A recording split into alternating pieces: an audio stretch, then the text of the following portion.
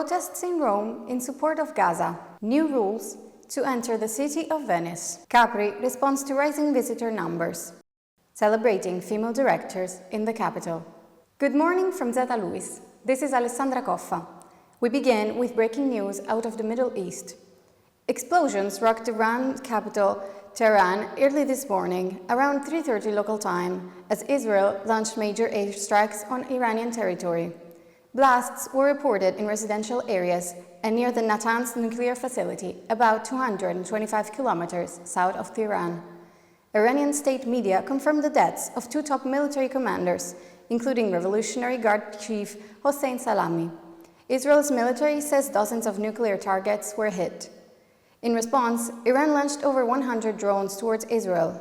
Iran's foreign ministry announced that its armed forces would not hesitate to defend Iran's sovereignty with full strength and in the manner they deem appropriate.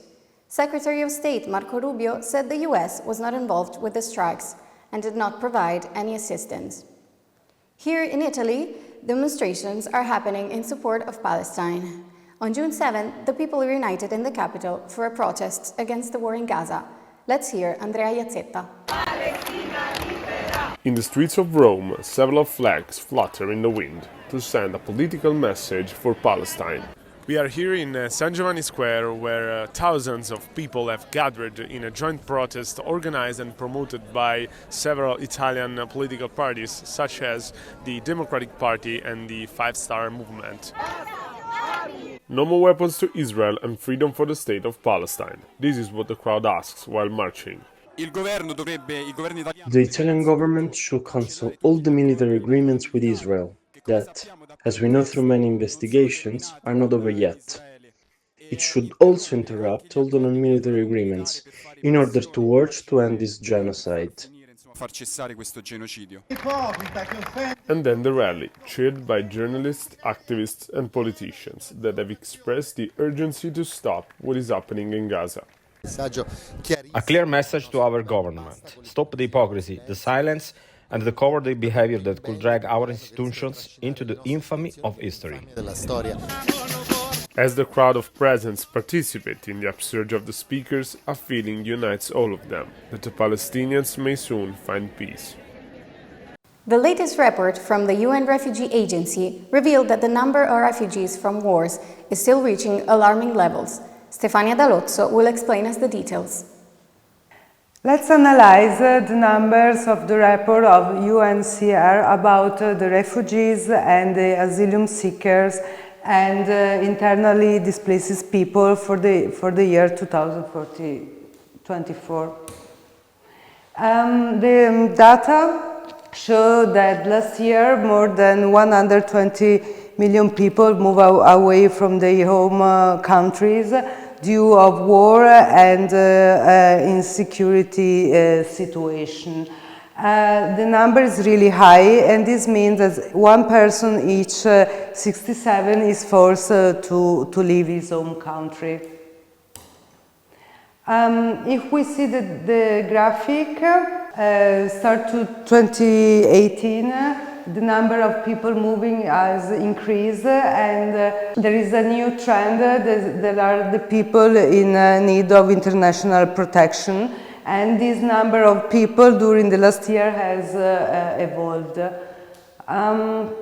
The main countries where the migration is done are the Republic of Congo, then Sudan, Syria, Afghanistan, Myanmar, but also Ukraine. Many people are forced to leave the country, but in the last years, many are coming back in their home place. There are refugee returns, there are resettlement, and there are naturalization, and this happens usually close to the border of the country of provenance of the immigrants. In 2024, the migration had a low decrease, about 1% in comparison to 2023. There are people who flee from war and others who are turned away. In Trump's America, deportations are on the rise. And in Los Angeles, citizens are protesting in the streets. Alexandra Colasanti. California is still burning. 3 days of protest after Trump's decision on immigration. Youth in revolt and the entire neighborhoods of Latinos took to the street. But when I was the working class, y'all loved me, right? But now that we're too many people, what's the issue? The protests are growing more after Donald Trump sent 700 Marines and made few arrests. The police are deployed and journalists are not allowed to get close, and also some of them put at risk their life. It must be underlined that 57% of Californians fully agree with the president's decision. Without all this ridiculous going on, throwing rocks and bricks and everything at moving cars, burning Waymo cabs. This is ridiculous. We are not a society of barbarians. We are supposed to be a society of civilized people. The governor of California, Gavin Newsom, and LA Mayor Karen Bass have spoken of abuse of power and violation of federal rights state. California could resolve by itself, she said. But it has not happened since 1965 that the central government got involved in local state decision. Summer is approaching, and Italy is one of the most popular destinations. In Venice, there is a new ticket for tourists. Let's see from our correspondent Lisa Duso what it is about. With tourists once again flocking to the city, Venice enters the summer under a new entry ticket system aimed at tackling mass tourism. The access fee is required on specific dates as listed on the official website of the city of Venice. The measure applies exclusively to day trippers, visitors who do not stay overnight in the city. The aim? To combat over-tourism and protect the fragile balance of the island. Opinions, however, remain divided. For some, it's a necessary change. For others, it's just a deterrent for lower-income tourists. In my opinion, there are ways to intervene within Venice that can restore and bring back a better social fabric, and I don't think that introducing the ticket will achieve a useful result. I think it makes sense given the extreme over-tourism that Venice has. Obviously, money has to go into protecting the historical site, so it has to come from somewhere. I wasn't aware of this tax, but I don't agree with having to pay a fee to enter Venice.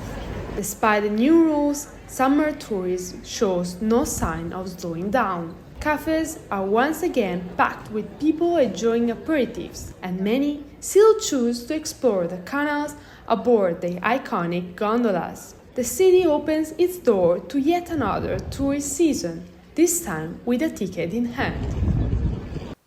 From north to south, the island of Capri is facing an issue of over-tourism. Our correspondent, Maria Elena Rodriguez, will tell us more.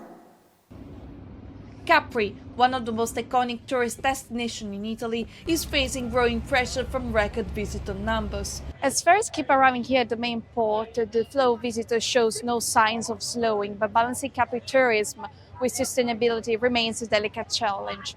The mayor of Capri shares his perspective. I believe there is work to be done, also in collaboration with the tour operators and on the ground here on the island. Improving internal mobility is important, of course, but above all, we need to reduce the number of arrivals per hour. We want to find a solution together. Soon we will be meeting with Minister Santanchè and Minister Piantedosi, and we hope to achieve some concrete results. And for those working in hospitality, overcrowded streets can affect how their guests experience the island. We know that only about 10% of visitors stay on the island overnight, but I think that addressing over-tourism should focus on protecting day visitors, because those who stay longer, I believe, have more time to enjoy the island. As one of the destinations assigned the Carta di Amalfi, Capri continues to explore how to manage visitor numbers and preserve what makes the island unique. The Women's International Film Festival is wrapping up in Rome. Rosita Laudano and Ghissam Daver were there to capture the highlights. From June 9th to 15th at Extra Libera and Cinema Azzurro Scipioni, Cinema d'Idea Festival offers 7 days of screenings, premieres, masterclasses, entirely dedicated to women's voices and visions. Even a small event is important to make a change. We want to change women's image. We want to change the world. Until 2 years ago, we made up only 12% of the cinematography, which means 88% was male. The collaboration with Italian organizations like ANAC and Autatori underlines the commitment to human rights, gender equality, and artistic freedom. The opening night features a showcase of short films by female directors under 35. The battle to be heard continues, thanks to the brave women filmmakers and their poetic and resilient storytelling. I wrote it, directed it, acted it, I made it all by myself. That was our final story for today. Don't forget to check out the latest issue of our magazine, Stuck in the Future. Thank you for watching, goodbye from Alessandra Coffa, and see you soon on TG Zeta.